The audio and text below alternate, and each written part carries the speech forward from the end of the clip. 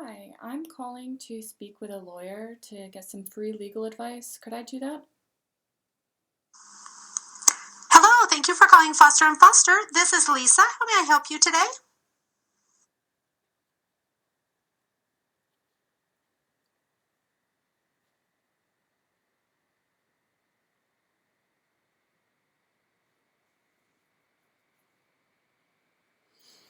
Hello.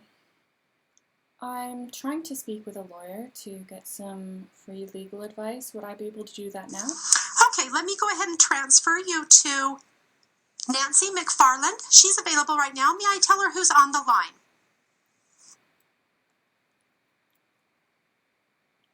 My name is Alice Cannon. Okay, Alice, one moment and I will transfer you.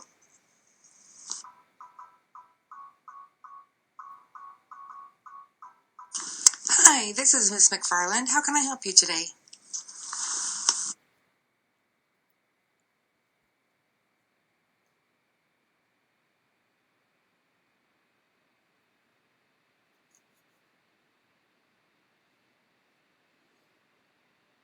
Hello.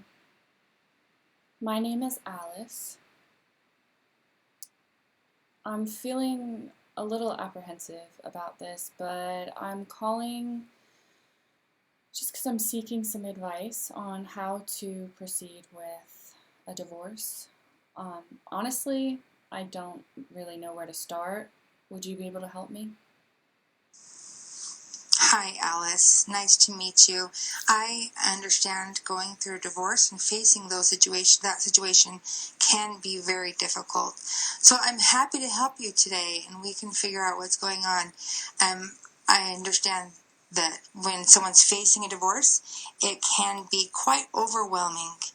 So, to start with, let me ask you some questions about yourself and about your family situation. So, your husband, I assume husband.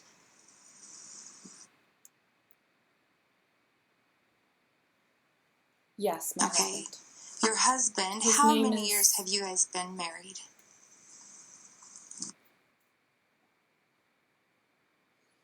We've been married almost 14 years. 14 years, okay. And you're currently residing in this state? Yes, my husband and I live in this state. How long have you both lived in this state?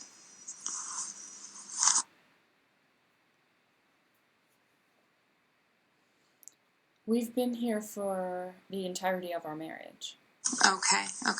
The divorce proceedings can happen differently depending upon the states. Each state has slightly different approach or different laws about divorce proceedings. So that's why I wanted to ask about where you've resided. So you have lived here for the 14 years of your marriage.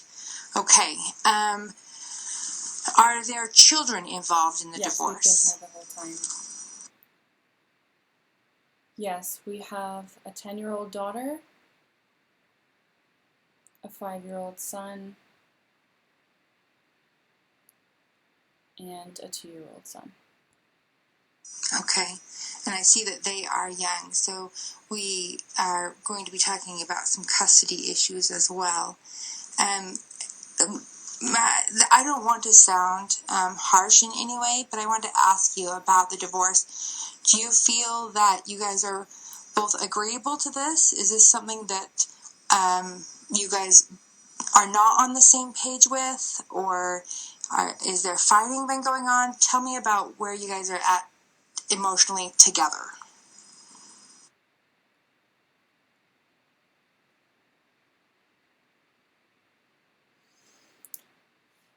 So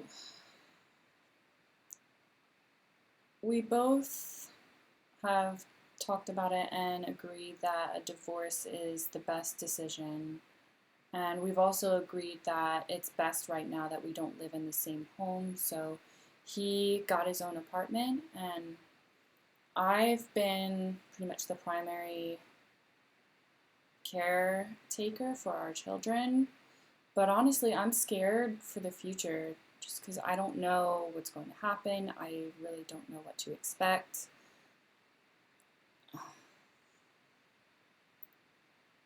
for the most part, I get the feeling that he does respect that I would be in custody of the kids, but of course he would want to take them and spend time with them on occasion. But we both don't want to put the kids through a stressful divorce. We would like it to be as easy for them as possible.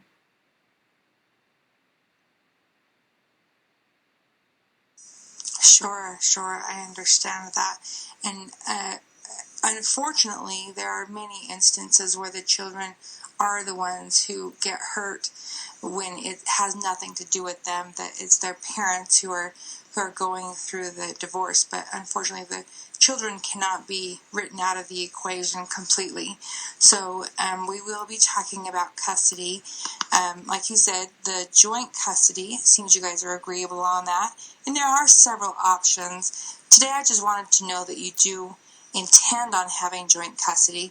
And when we get down to the nitty-gritty details, we can figure out exactly what that looks like as far as visitation rights. Some of the things that come up are about weekend visits, or perhaps a week here and a week there, or a month here, a month there, summer somewhere. So there are a lot of options that we can consider when it comes to custody of the children. And like you said, we don't want to have them going through any traumatic experiences unnecessarily.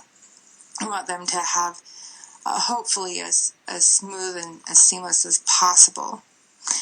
There is one other thing I wanted to just note as a side note right here. I have found through the years of doing this that oftentimes families who do have young children are also looking for an opportunity to get emotional support as well. So I know some public options that are around here that offer some counseling for families. I know that there's, of course, lots of therapists and offices out there who do counseling for a fee, but I'm aware of a couple of resources that can offer free counseling, at least initially, and then refer you to some other places that may be better suited specifically to your situation. So before we part, remind me to give you a paper. I've got some brochures that talk about some of those community resources around here.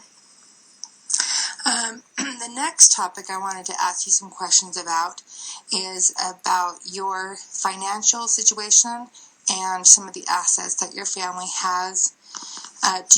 First of all, do you guys have a joint checking account, or do you have separate banking accounts? It's a little bit complicated. So we actually started a business about 8 years ago. My husband we had a construction business together. I was really more like the secretary. Um, we do have debt related to that company, even though we have sold it off. And we still have a car payment. We make the monthly payment. We also, in terms of assets, have an ATV, a trailer, things like that. We have a house payment, all that stuff. It's kind of all up in the air. I don't know what to do with everything. Okay, great. Sometimes when you do talk about having an independent business, then that does make things a little bit more complex, but nothing we can't handle, especially when you said that you have sold the company. How many years ago did you sell that company?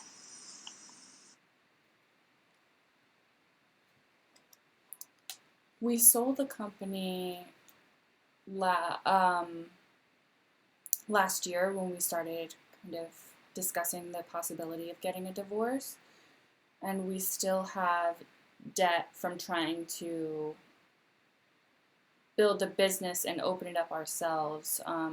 We still have about $15,000 of debt left from that company. I'm sorry, how much did you say that you have in debt from the sale of that company? We still have $15,000 that we owe. That's why we decided to just be done with it and sell it. Approximately $15,000. company, still owning the company. That's why we wanted to get out of the business and sell the company due to the amount of debt. Okay. Okay, yeah, we can talk about that. One of the things, let me just give you an overall picture of what's going to happen and why I need to ask you these types of questions, is that we will be looking at your lifestyle currently as a married couple. So before you separated, before he moved out, we'll look at what your lifestyle looks like. And when we talk about how to divide assets and how to divide debt, we'll be looking at trying to create a similar lifestyle for both of you. So that creates, we often throw around the word equal, but we don't necessarily do equal to be fair. We want to be more fair than equal. So we'll be able to divide the assets and the debt that would be fair for both of you. So I've got some worksheets that I can send home with you. Like you said, I know it can get complex and again, overwhelming with trying to figure out how to know what documents to talk about or what debt or what assets. So I've got some worksheets that make it pretty handy to use. You just have to fill those out for what kind of valuable items you have. We talk about assets, it has a specific value given to it. So you wouldn't necessarily call your couch an asset, but you would your trailer that you mentioned. So we'll talk about what kind of things define an asset, and each of those are defined on that worksheet, and then I'll ask you to itemize those things specifically. The same concept applies to debt. When you're looking at how many bills you have, how many things you need to be paying, sort of think about a monthly budget. What kind of things do I pay on monthly, or what kind of things do I pay on yearly? Those are the items that we do put on the debt worksheet.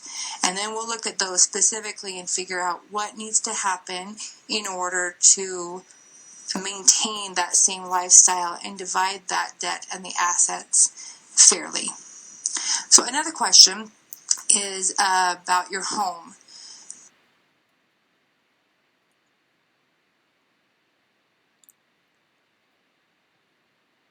So, in terms of dividing everything separately and fairly, I don't know about that, but honestly, my husband makes more money than I do at the moment. Interpreter just needs clarification.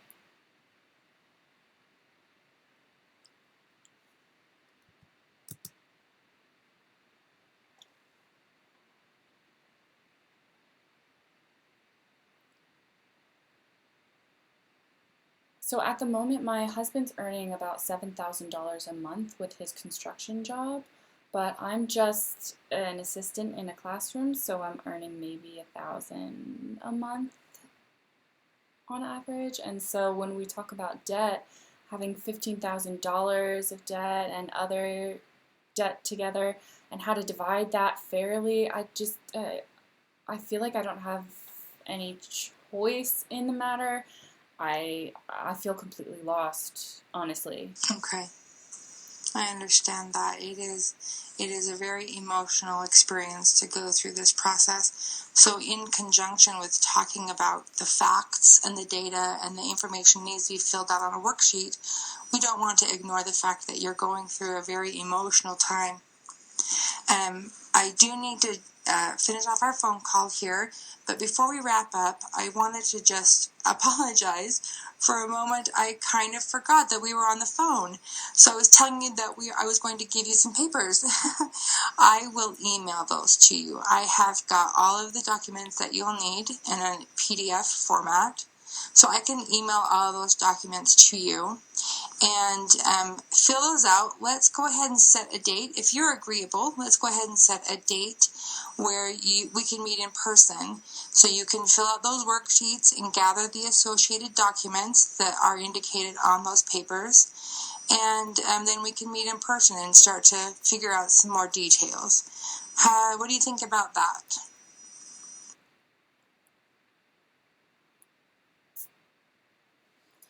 Yeah, sure.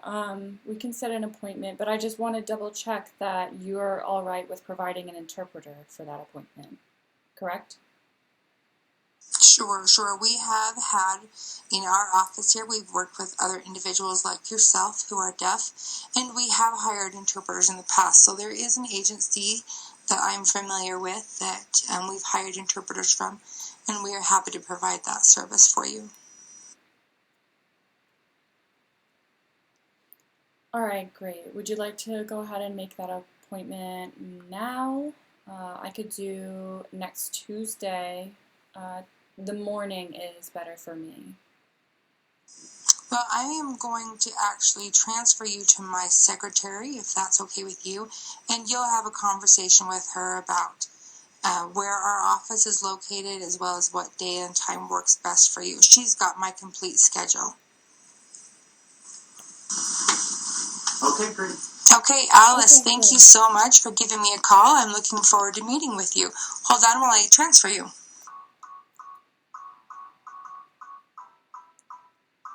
Hi, I understand you need to set up an appointment to come in and visit with Nancy McFarland. Let's see, I'm just looking at her schedule right now. So I was thinking maybe next week, Tuesday. Okay, she actually is not available on Tuesday, but she does have a morning either Wednesday or Thursday. Could you do either one of those days?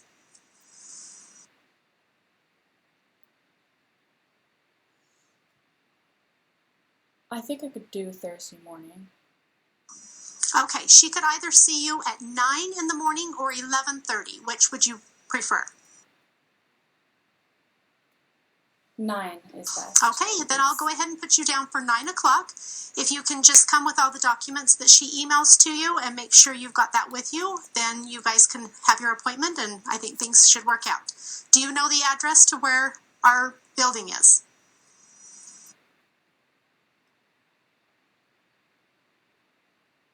No, but I could always look in the phone book and find the address there. Yes, that's correct. You're in this town, right? Okay, and just so you know, parking in the back is the easiest way rather than out on the street. That way you won't get a parking ticket or a charge. So just go ahead and pull in the back, and then you'll have to just walk around to the front door, and we're on the second floor.